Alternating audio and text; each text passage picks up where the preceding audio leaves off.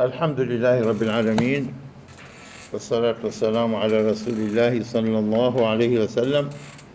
رب اشرح لي صدري ويسر لي أمري واحلل عقدة من لساني يفقه قولي وبعد.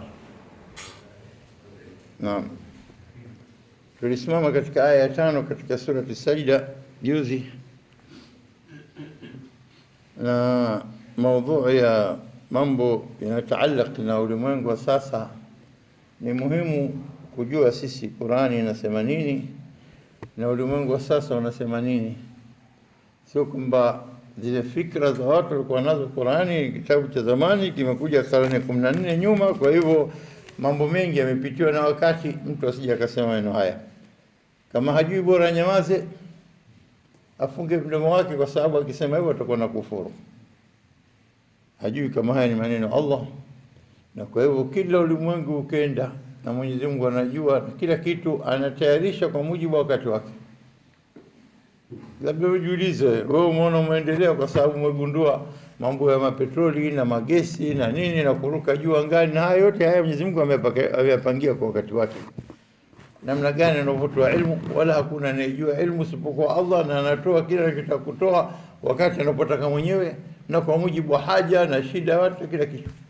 Na subhanallah, leo ungelikaa ukafikiria watu bado wanatumia zama za nini, za makaa yanayochimbwa katika mashimo makubwa wakati wa makaa. Maisha yale ingekuwa watu wanaishi kwa makaa, tungekuwa hali gani?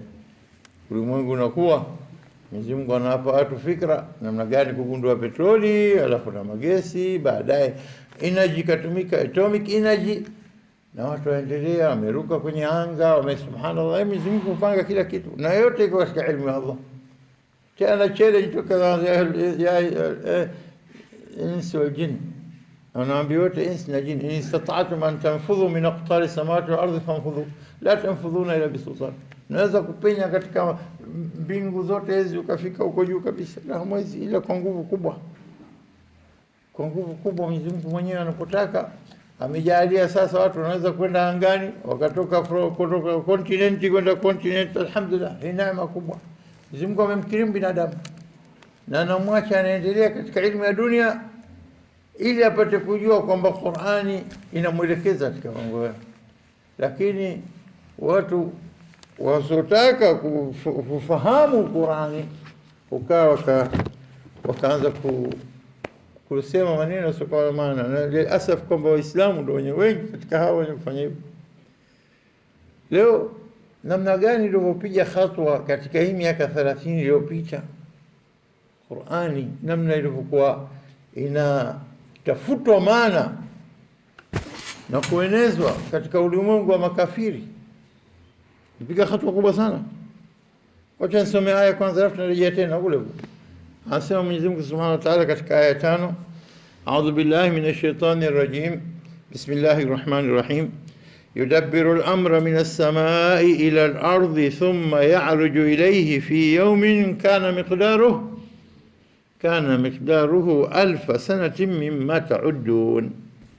Mwenyezi Mungu anasema anapitisha amri yake, mambo yote yake kutoka mbinguni, minas samai, kutoka mbinguni, ila al-ardhi, na kuja ardhini, na walotumwa wanatekeleza. La yasuna Allah ma amarahum wa yaf'aluna ma yumarun, malaika wanatekeleza kila wanachoambiwa, wala hamasi Mwenyezi Mungu, na wanafanya kama wanavyoamrishwa.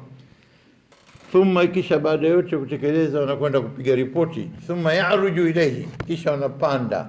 Al-uruj was-su'ud maana yake kupanda, yas'ad wa ya'ruj, tumekuja i'raj, mi'raj, isra wal mi'raj. Wa thumma ya'ruju ilayhi fi yawmin kana miqdaruhu, katika siku moja, kwa kukadiria na nyie binadamu wenye akili finyu, basi nakuambieni miqdaruhu alfa sanatin. Akasema mimma ta'uddun, kutokana na hesabu zenu mnazohesabu, na nyinyi mnahesabu siku zenu kwa mujibu wa mwezi, ashhurul qamariya. Wakati ule Arabu wanaposhika Qur'ani hawajui kwamba kuna mwaka wa kishamsia unapozunguka jua mara ardhi inapozunguka jua mara nzima, mara moja kwa ukamilifu, katika orbit yake, katika madari yake, katika njia yake ya duara kuizunguka jua, inachukua mwaka mzima na siku 365 na robo siku. Lakini mwezi wetu ambao unapoizunguka mwezi kuzunguka ardhi, na mwezi ndio uko karibu na ardhi, ukizunguka mzunguko mmoja katika orbit yake, madari yake inakuwa imechukua siku 29 au siku 30, 29 30.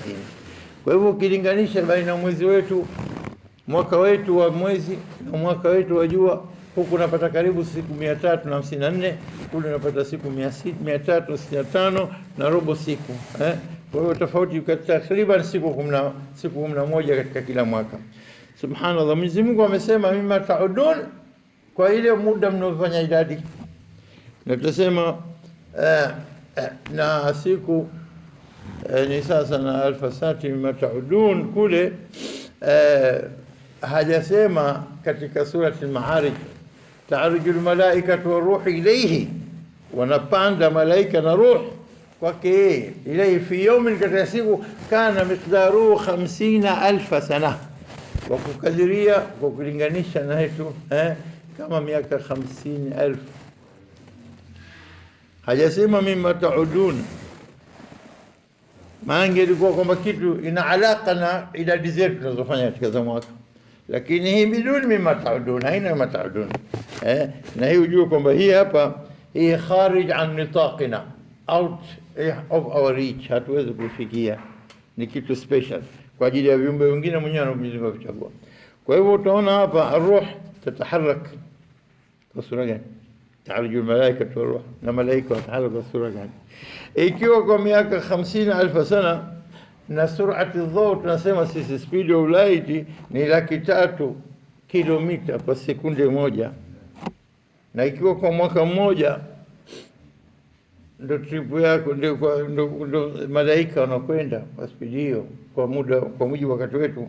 Sasa hiyo anataka Mwenyezi Mungu hiyo kubwa zaidi 50,000 sana, ni mara 50 zaidi kuliko 1000 sana. Yani hapo kwa speed yao itakuwa nini? Iko speed ile sasa na speed ya light 300 kilomita, dharb multiply by 50, 15 million kilometer per second, in second, 1 second. Kilomita ngapi? Milioni 15 kwa sekunde moja. Surati dhaw, speed ya dhaw piga mara ngapi? Mara 50 zaidi. Ile 1000 sana, hii 50,000 sana, wala sio kama tunavyoidi sisi. Hiyo ndio huenda kwa hivyo, na huenda kwa nyingine, wallahu aalam.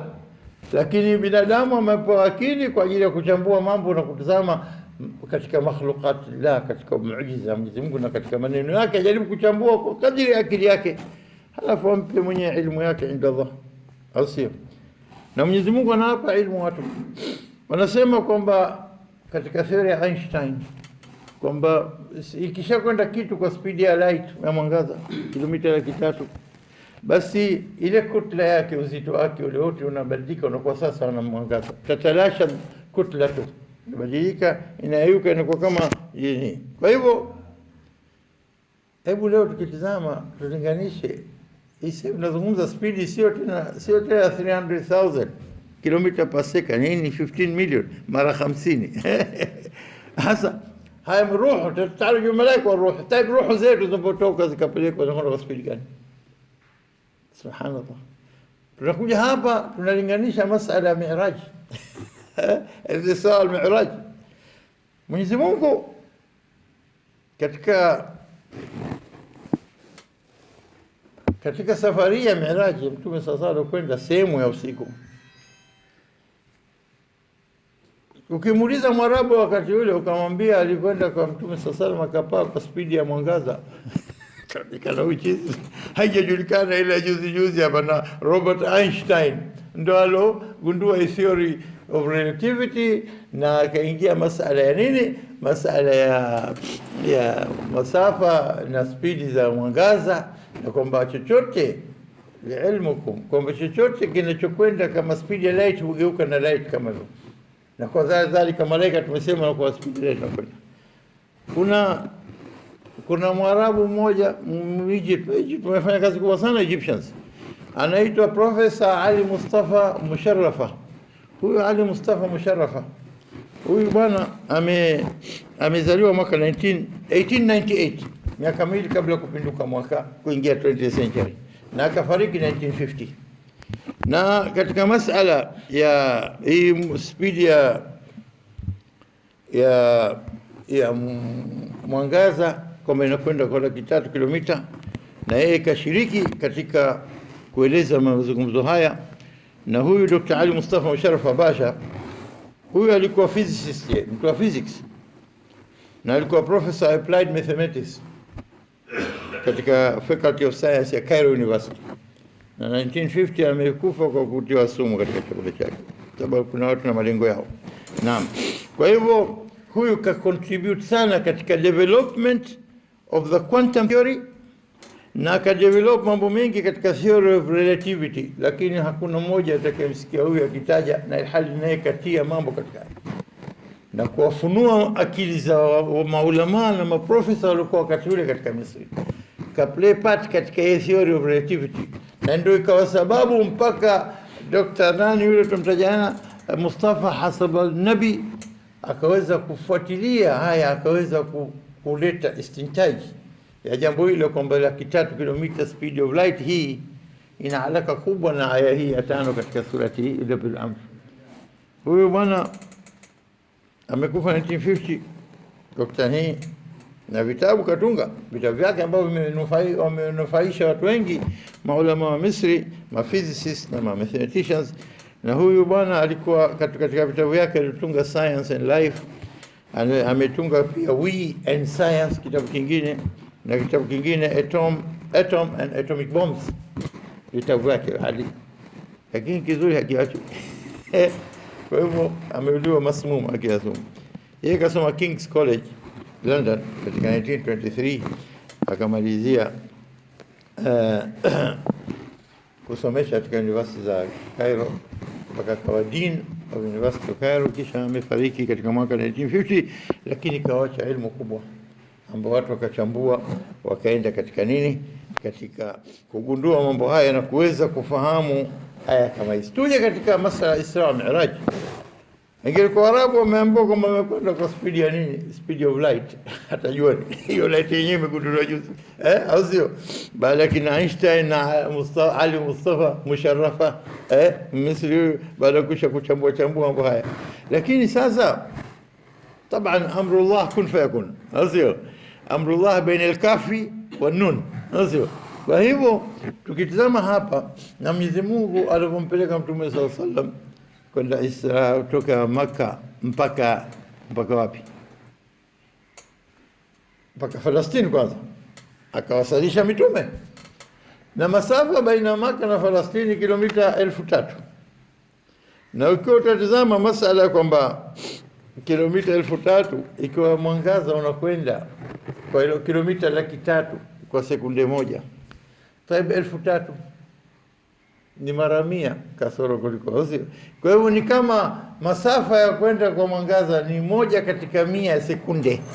Ile sekunde 1/100 sekunde masafa. Kwa hivyo kuna ubaya gani unaposoma iko jambo hili Mwenyezi Mungu amelifanya, subhanallahi asra bi'abdihi laylan, part of the night, sehemu ya usiku, min al-masjid haram ila al-masjid al-aqsa. Kwa hivyo unaweza kusema kwamba kwa spidi aliyokwenda hata sekunde moja hajafika. Ndio kwa maana hata maulama wengine wa Kiislamu wakasema la, hii ilikuwa kwa roho, sio kwa kiwiliwili. Sababu Mwenyezi Mungu unampangia mipaka wewe, mwisho wako uwezo wako ya Mola ya Rabb, mwisho wako kumpeleka kwa roho, tuwezi kumpeleka kiwiliwili. Ala, si bi abdihi, kwa mja wake mwenyewe, asra bi abdihi, na maana yake kiwiliwili. Laylan, part of the night. Hii layla ukitumia ni sehemu ndogo ya usiku. Hata nasema kwamba akapaishwa na kurudi na sehemu yake pale kwa kilala bado pana joto, yani kwa muda mfupi sana. Subhanallah. Sasa anasema Dr. Professor huyu mwingine Abdul Basit anaitwa katika profesa Misri, anasema kwamba ikiwa binadamu angeliambiwa kwamba anakwenda kwa surati al-dhaw asingefahamu. Lakini Mtume sasa amemwambia nini Waislamu kuhusu kipando alichokipanda katika sawa, anakwenda kwa surati al-barq. Imefahamika jahamika kwa marabu al-barq umeme, au sio? Na ndio ile barq wa surati al-dhaw, au sio? Amekwenda kwa surati al-dhaw. Na katika maneno aliyosema Mtume sallallahu alaihi wasallam, masala ya kipando alichokipanda ni mnyama al-buraq, huyu alikuwa mweupe, mkubwa kuliko punda, mdogo kuliko nyumbu, alikuwa na mabawa, alikuwa mweupe, alikuwa makwato zake, makucha yake akipiga mpaka mwisho wa macho yake unaona. Si Suratul Barq. Leo kichambua in terms of science inavyosema utaona ile ile. Kwa hivyo Mtume sallallahu alaihi wasallam alipoeleza haya kwa mujibu wa akili zile, wamefahamu vile, au sio? Wamefahamu kwamba nini, kwamba anavyosema Mtume sallallahu alaihi wasallam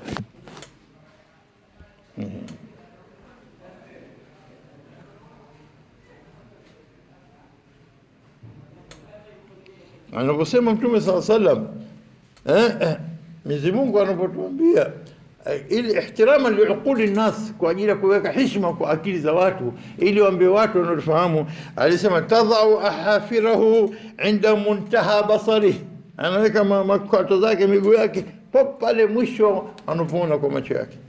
Kwa hivyo hapo unapata kwamba nini, masafari speed of light. Jamani, mada hii muhimu sana, na mimi sitaki kuendelea na aya nyingine ile, tukae hapo hapo. Na anakuja anafuatia katika hizo aya, wacha tusome mbio mbio aya kwa sababu bado tutazipitia tena na tena. Aya 6 anasema dhalika alim, huyo ni alim, mwenye kujua. Nani? Allah subhanahu wa ta'ala. Dhalika alimul ghaibi washahada, mwenye kujua ghaibi yasionekana, washahada yanayoonekana na ushuhudiwa na watu. Dhalika alimul ghaibi washahada. Halafu mara nyingi mambo haya yanahitaji nguvu na power na nini, al-aziz. Na al-aziz daima inaambatana na kibinadamu, mwenye nguvu anafanya takavyo. La, mwenye nguvu anafanya mambo kwa rehema. Al-rahim, al-aziz al-rahim. Haya tuzame hii طبعا ina alaka na leo tajwa katika aya 5, dhalika alimul ghaib wa shahada, kwa sababu mambo haya yanataka kuna ilmu ghaib na kuna ilmu shahada katika aya 5, au sivyo? Kwa hivyo dhalika alimul ghaib wa shahada al-aziz al-rahim. Sasa basi huyo ndio alladhi, ndio ambaye kafanya haya mengine, baada ya kukuambieni kwamba malaika wanakwenda hospitali ile, kwa hivyo mengine madogo madogo yanakuja baadaye kunafanya kazi kama desturi. Alladhi, ambaye ahsana kulla shay'in khalaqahu, ameihasin, ametengeneza vizuri kila kitu, maumbile yake, umbo la kila kitu ametengeneza kwa mujibu alivyotaka Mwenyezi Mungu, na likawa vizuri. Leo kila kitu, ikiwa binadamu, ikiwa nyama, ikiwa miti, ikiwa chochote kile, amekiumba kwa namna anataka. Hebu niambie, jua si zuri shape yake? Mwezi haupendezi? Kila kitu amekipa shepu yake. Na leo hata mandhari, unapokwenda bahari inavyokaa, rangi yake, wimbi linavyopiga, unapoona mawimbi yanapokuja pale kachemsha kama bisi nyeupe pale, wimbi leo kali. Lakini picha nzuri, mpe mtu karatasi mwenye kupiga drawing nzuri, mwambie nipigie bahari chafu, rafsi, utaona upe unaokuja mawimbi, au sio? Na mvuvi ataka shwari, na maji anategea hivi. Dhalika alimul ghaib wa shahada al-aziz al-rahim alladhi ahsana kulla shay'in khalaqa, amekipamba na kukitengeneza kila kitu katika maumbile yake. Wa bada khalqa al-insan, baada kufanya hivyo ameanza kumuumba binadamu min tin, kutokana na udongo. Thumma, ikisha baada hapo, jaala, akamjalia naslahu, uzao wake. An-nasl ndio kuzaa kwenyewe, naslahu akamjalia min sulalatin min ma'in, kutokana na kizazi kipi? Cha maji yalikuwa dhaifu, maji. Ikisha thumma sawahu, ikisha akamtengeneza vizuri. Wa nafakha fihi min ruhihi, akampulizia roho yake, katika roho yake Mwenyezi Mungu Subhanahu wa Ta'ala. Wa nafakha fihi min ruhihi, alafu waja'ala lakum as-sam'a, ikisha nakurejea binadamu akakujalieni nyinyi as-sam'a, masikio, wal absara, na macho ya kuona, masikio ya kusikia, macho ya kuona, wal afila, na vifua, nyoyo za kufanya nini? Za kufahamu mambo. Allahu akbar, wal afila. Lakini yote haya mlikuwa Mwenyezi Mungu, wengi wao wanaambiwa hivi, qalilan ma tashkurun, ni kidogo sana mnavyoshukuru. Nasimama hapa katika aya 9 kwa sababu hizi aya 5 mpaka 9 hizi bado darasa yake haijaisha. Tunaendelea. Na sasa nitapenda kueleza tu zaidi kwamba mambo yalipoanza katika masala ya ijaz al-ilmi, ijaz al-ilmi fi al-Quran, miujiza. Wazungu wanasema the marvels of science in the Holy Quran. The marvels, it's very marvelous. Naam, the marvels of science, ijaz al-ilmi fi al-Quran. Jambo la mwanzo lilofanywa hasa pakafanywa mkutano mkubwa, conference kubwa, conference ya mwanzo ijaz al-ilmi, al-mu'tamar al-awwal ulifanywa Misri 1986. Watu wakakaa, maulama karibu 400 kutoka nchi 20 mbalimbali, Waislamu, wasiokuwa Waislamu, mabuda, wote dini zote zilihudhuria. Hii hatuzungumzi Uislamu, nazungumza watu, lakini watu wamekaddim research zao katika siku tatu zile katika aya za Qur'an na katika hadithi za Mtume sallallahu alaihi wasallam. Halafu wakatufanyia kwa ufupi mukhtasar katika VHS videos, kwa wakiturekodia video 3.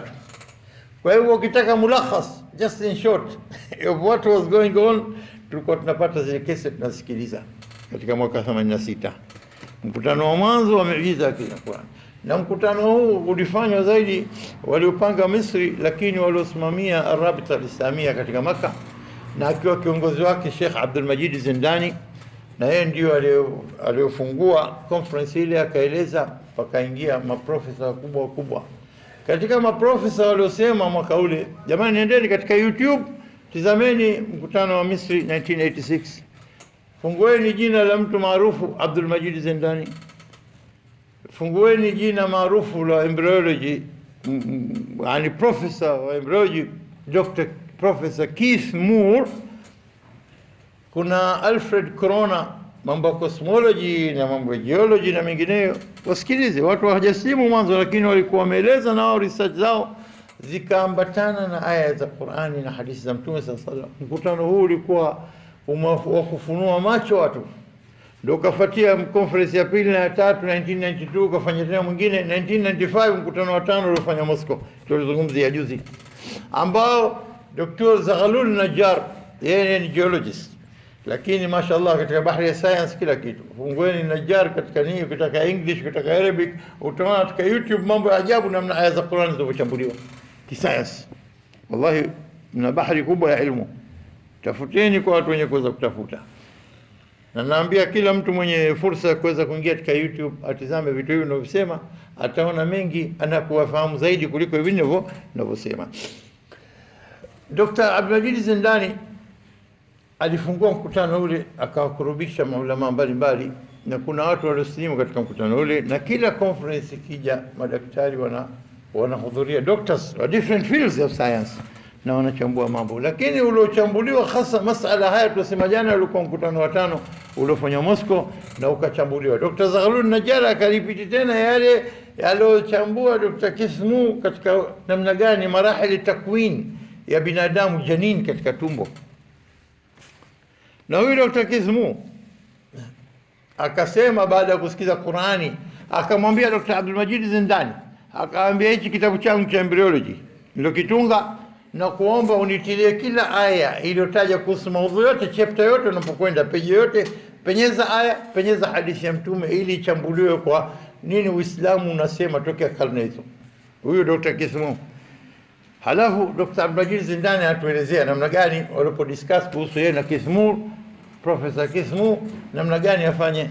Ukenda katika YouTube, fungua innahu alhaq, innahu alhaq, wakazita vipande kwa series katika baada ya 1986, siku zile. Innahu alhaq ipo leo, ukifungua katika YouTube innahu alhaq utasikia namna gani Abdul Zindani anapoeleza, na kila professor aliohudhuria katika ile conference 86, na namna gani wamediscuss kuhusu mambo kadha wa kadha, ikiwa cosmology, ikiwa mambo ya geology, ikiwa mambo ya bahari, ikiwa mambo ya embryology. Haya yote ameyachambua sana katika eneo la haki. Wallahi siku hiyo nakumbuka, na mimi siku nataka kukimbilia na nisikize Innahul Haqi, kwa sababu imeleta in series kwa Abu Dhabi.